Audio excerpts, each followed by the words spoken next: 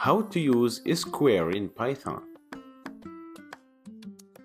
Square in Python. We can use this asterisk, which means square numbers. Python is very good and fast to calculate large numbers. Let's see how.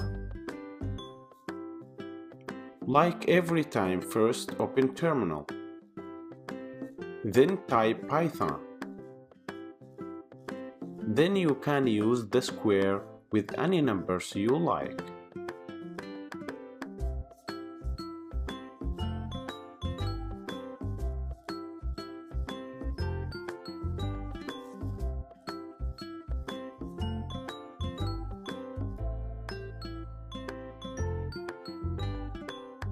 So now you should be able to use Python as a calculator. Thanks for watching.